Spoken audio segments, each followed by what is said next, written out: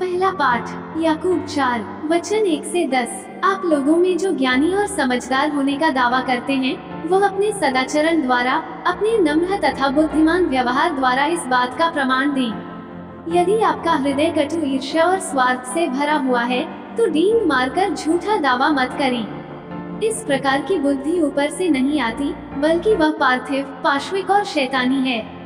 जहाँ ईर्ष्या और स्वार्थ है, वहाँ अशांति और हर तरह की बुराई पाई जाती है। किंतु ऊपर से आई हुई प्रज्ञा मुख्यतः पवित्र है और वह शांतिप्रिय, सहनशील, विनम्र, करुणामय, परोपकारी, पक्षपातहीन और निष्कपट भी है। धार्मिकता शांति के क्षेत्र में बोई जाती है और शांति स्थापित करने वाले उसका फल प्राप्त करते हैं। सुसमाचार, मार्कुस 9 वचन 30 से 37। वे वहाँ से चलकर गलीलिया पार कर रहे थे।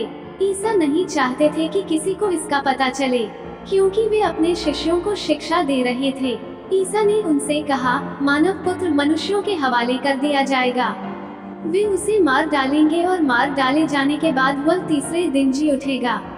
शिष्य ये बात नहीं समझ पाते थे, किंतु ईसा से प्रश्न करने में उन्हें संकोच होता था। वे कफरनाहुम आए। घर पहुंचकर ईसा ने शिष्यों से पूछा, तुम लोग रास्ते में किस विषय पर विवाद कर रहे थे? वे चुप रह गए, क्योंकि उन्होंने रास्ते में इस पर वाद विवाद किया था कि हम में सबसे बड़ा कौन है।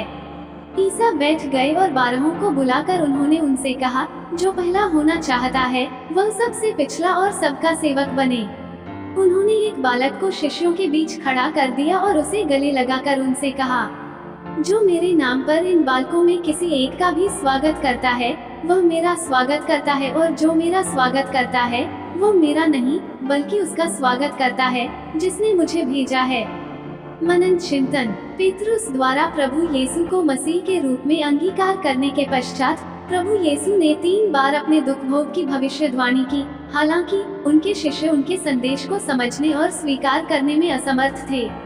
उनकी असमर्थता उनकी उस बहस में साफ झलकती है जिसमें वे प्रभु के दुख भोग और मरण की भविष्यवाणी को नजरअंदाज कर एक दूसरे से बड़ा बनने की बात पर बहस करते हैं। प्रभु यीशु बड़ी ही संजीदगी से उन्हें स्वर्ग राज्य के रिवाज और वहाँ की व्यवस्था के बारे में बतलाते हैं। वे कहते हैं, जो पहला होना चाहता है, वह सबका से पिछला बने और सबका सेवक बने। संत मत्ती 18 में इसी संदर्भ में प्रभु यीशु एक बालक को उनके बीच खड़ा करके कहते हैं, मैं तुम लोगों से यह कहता हूँ, यदि तुम फिर छोटे बालकों जैसे नहीं बन जाओगे, तो स्वर्ग के राज्य में प्रवेश नहीं करोगे। नन्हे बालकों में वह क्या है जो उन्हें स्वर्ग राज्य में प्रवेश लायक बनाता है, तथा वयस्कों में वो क्या परिवर्तन आ जाता है जो उन्हें स्वर्ग राज्य से दूर करता है। सबसे पहली बात पवित्रता और मासूमियत प्रभु को बेहद प्रिय है, जो बच्चों में भरपूरी से पाई जाती है पर वयस्कों से नदारद हो जाती है। बच्चों में स्वार्थ तो होता है पर अहंकार नहीं होता। दूसरों का नुकसान कर खुद को लाभ पहुंचाना, मनमुटाव रखना, खुद को दूसरों से श्रेष्ठ बनाने की होड़ आदि बच्चों में नहीं होती। पर वो जैसे जैसे बड़ा होता जाता है, ये सारी चीजें उनसे दूर हो जाती है। आसान भाषा में कहें तो बच्चों में स्वार्गिक गुणों की भरमार होती है, जबकि बड़ों में सांसारिक गुणों की। प्रभु यीशु अपने अनुयायियों से कहते हैं कि स्वर्ग राज्य में प्रवेश करने के लिए हमें फिर से बच्चों जैसा मनोभाव अपनाना होगा। आमीन।